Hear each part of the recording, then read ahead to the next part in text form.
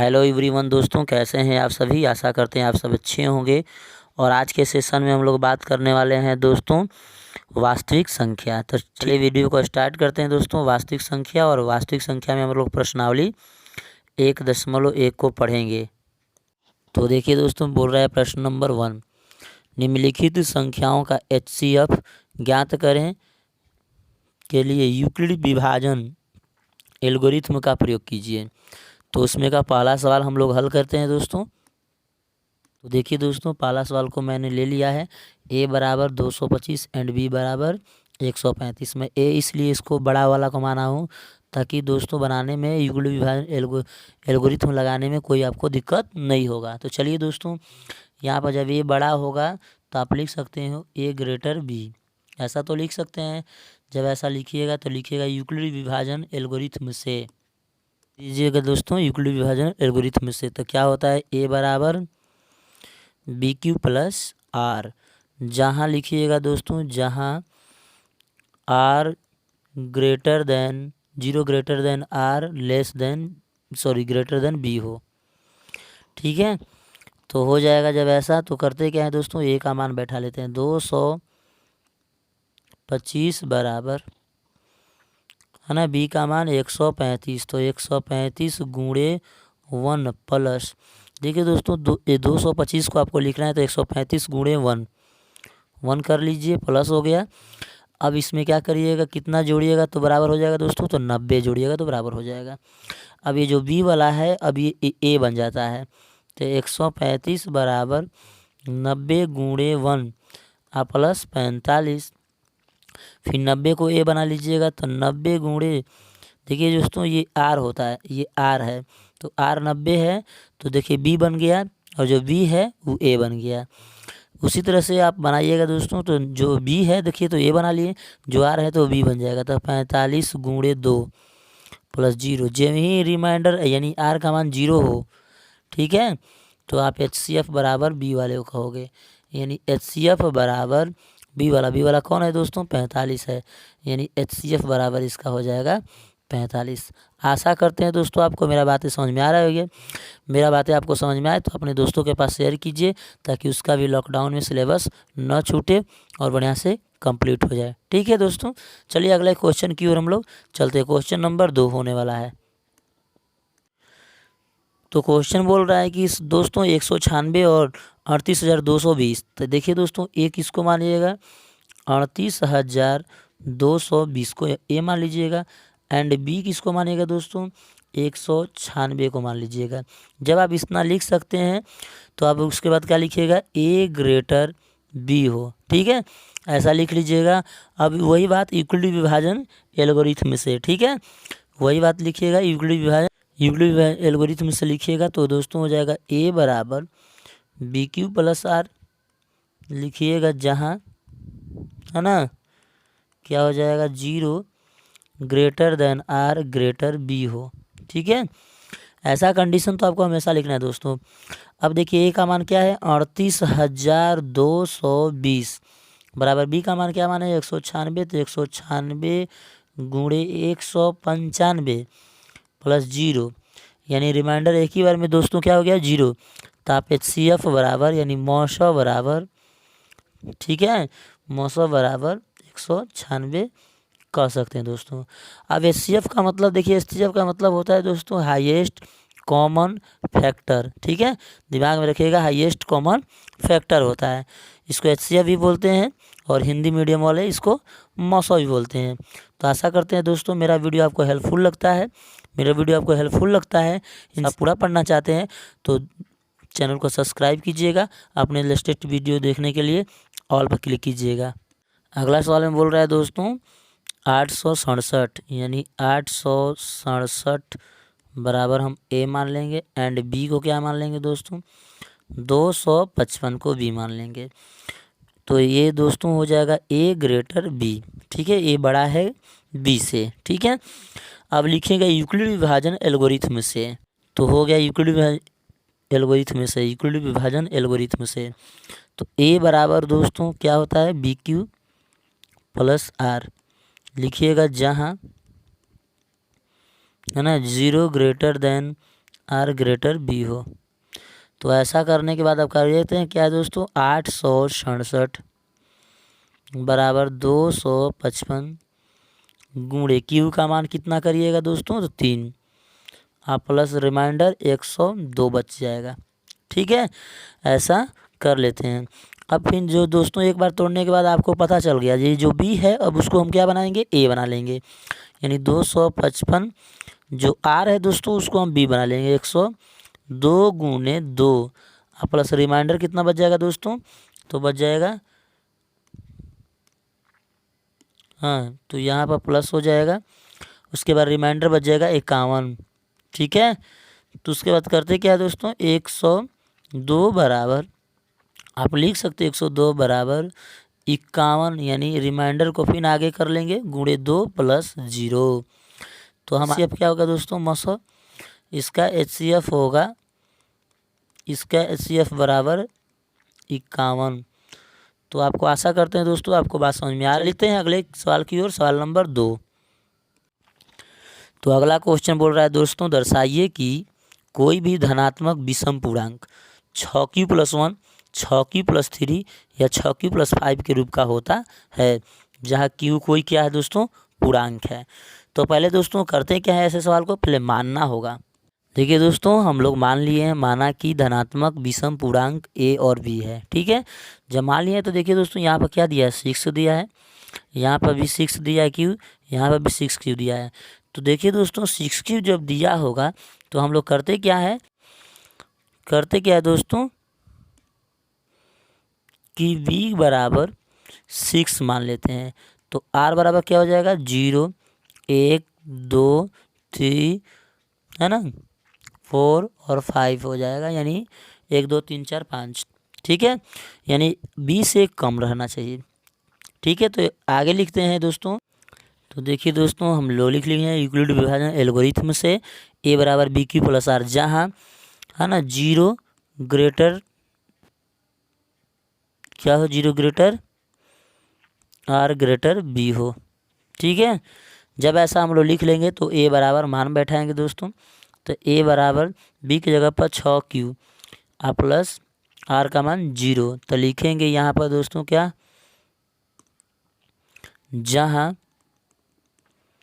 जहाँ b बराबर 6 and r बराबर 0 हो। ठीक है, तो ये हो जाएगा a बराबर 6q। इसी तरह से बैठाएंगे a बराबर 6q+1, तो वो भी लिखेंगे दोस्तों, जहाँ b बराबर क्या हो दोस्तों, 6 हो एंड r बराबर 1 हो, ऐसे लिखना पड़ेगा। इसी तरह से a बराबर 6q+r का मान क्या बैठा रहे हैं, 2, अब बैठा रहा हूँ तो 2, तो लिखिएगा जहाँ b बराबर 6 एंड r बराबर 2 हो। इसी तरह से a बराबर बैठाइएगा 6q+3, जहाँ लिखिएगा, कंडीशन हमेशा लिखना है दोस्तों, b बराबर 6 एंड r बराबर 3 हो। ठीक है, जब इतना लिख लीजिएगा तब अगले वाली, जब इतना हम लोग लिख लेते हैं दोस्तों तो करते क्या है, अब इधर लिखेंगे। ठीक है, तो a बराबर 6q+4 लिखेंगे, जहाँ b का मान 6 एंड r का मान दोस्तों 4 है। ठीक है, इसी तरह से a बराबर 6q+5 लिखिएगा, जहाँ b का मान 6 हो एंड r का मान 5 हो। तो ऐसा लिखने के बाद अब करते क्या है दोस्तों, देखिए यहाँ पर हम लोग जिसके लास्ट में ध्यान दीजिए, देखिए सम है, ये भी सम संख्या है और 4 भी सम संख्या है, लेकिन हमको ज्ञात क्या करना है दोस्तों, विषम कर रहा है, हमको ज्ञात क्या करना है, विषम। तो विषम जब भी हमको ज्ञात करना होता है तो हम सम संख्या वाला को अलग कर लेंगे। तो लिखेंगे यहाँ a बराबर 6q+2 और 6q+4 एक धनात्मक समपूर्णांक है।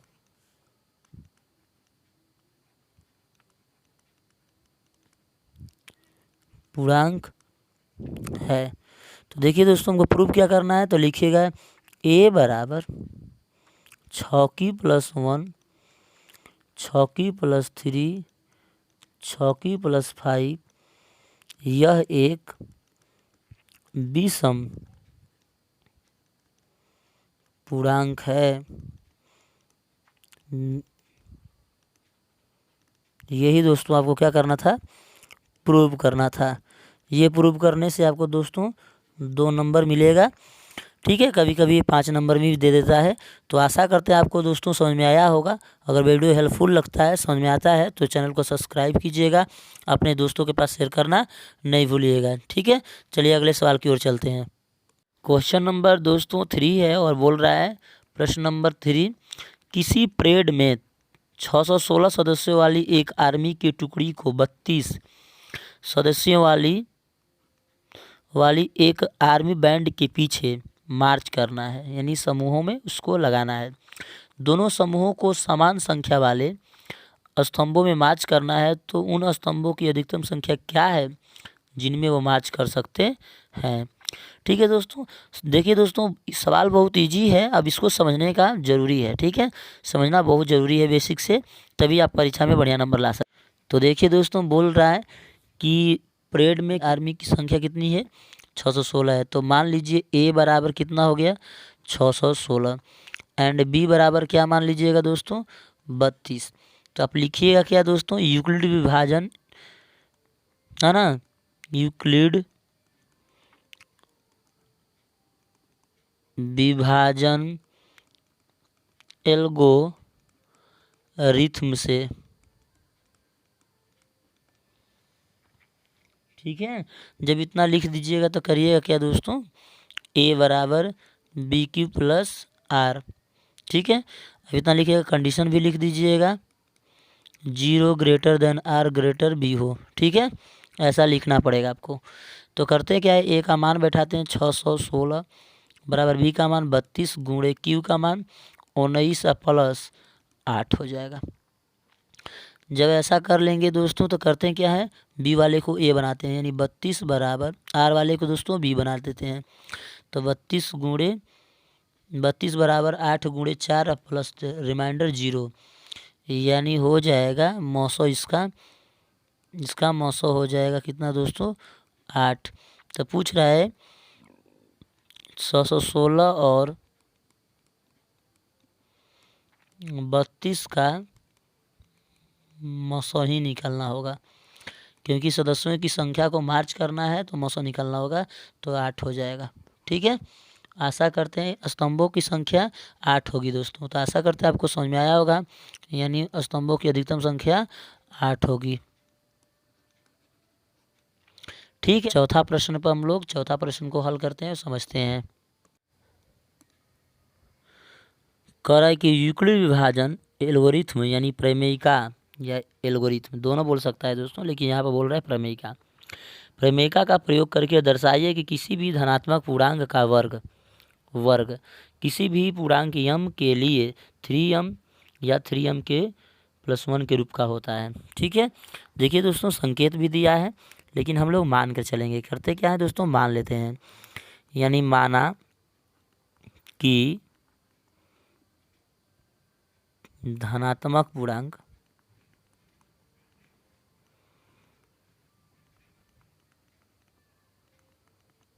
क्या है दोस्तों, ए है। इसलिए यूक्लिड विभाजन प्रमेयिका से, बार बार अब नहीं लिखेंगे दोस्तों, अब समझिएगा आप लोग, ए बराबर BQ+R, ये यूक्लिड विभाजन प्रमेयिका है। यानी ए बराबर, वो कह रहा है कि 3, यानी बी का मान दे दिया है, बी का मान कितना दिया है दोस्तों, 3। तो आर का मान क्या रखिएगा, 0, 1 और 2, ये लिख सकते हैं। तो 3Q प्लस आर का मान क्या लिखिएगा उस समय, 0। तो स्क्वायर कर रहा है तो स्क्वायर करिए, 3Q का स्क्वायर कर रहा है तो स्क्वायर करिए, यानी हो जाएगा 3 3 9 Q का स्क्वायर, यानी इसको आप लिख सकते हैं 3Q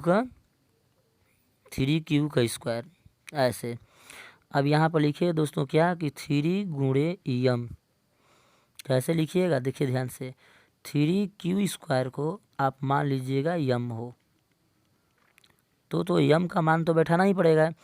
तो ये हो जाएगा ए स्क्वायर यानी ए स्क्वायर बराबर पहले 3m आएगा। ठीक है, इसी तरह से देखिए, उसी तरह से बोलिएगा दोस्तों, अगला रखिएगा। तो ए बराबर है ना, ए बराबर क्या लिखिएगा दोस्तों, बी क्यू प्लस आर।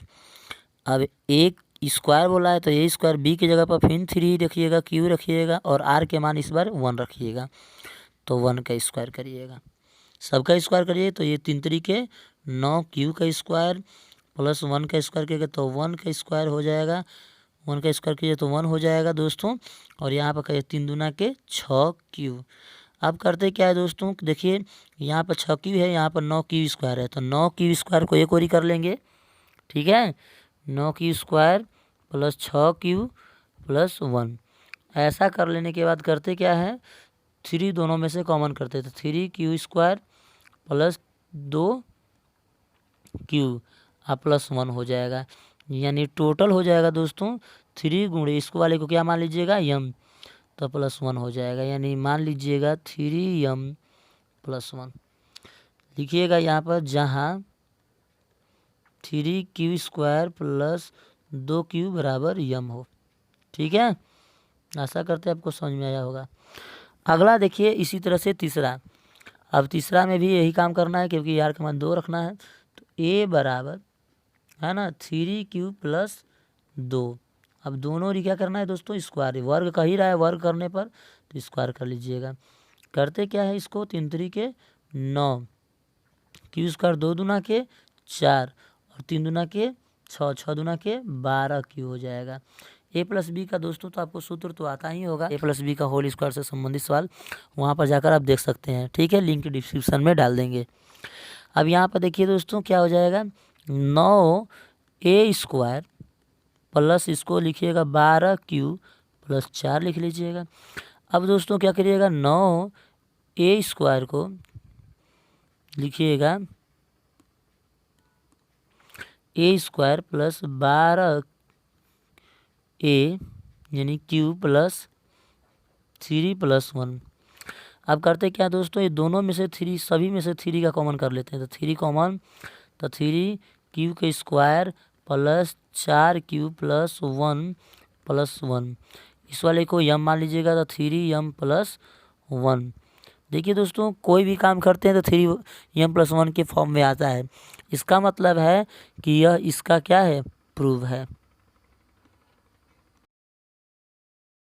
दोस्तों सवाल आपका प्रूव हो गया, क्योंकि पूछा ही है कि 3m या 3m प्लस 1 या 3m प्लस 1 के रूप का होता है। तो ये क्या लिखिएगा, प्रूव डैट। ठीक है, क्योंकि यहाँ पर देखिए 3m प्लस 1 के रूप में लिखा है। आशा करते हैं दोस्तों आपको बात समझ में आ रही होगी। चलिए अगला सवाल, लास्ट सवाल पर चलते हैं हम लोग और उसको भी सॉल्व कर देते हैं।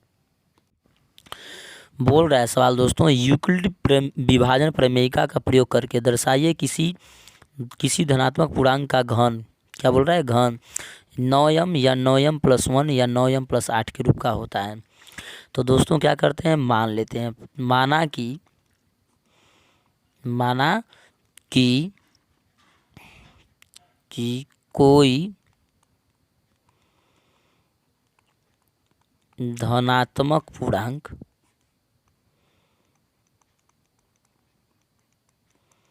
क्या है, ए है ना।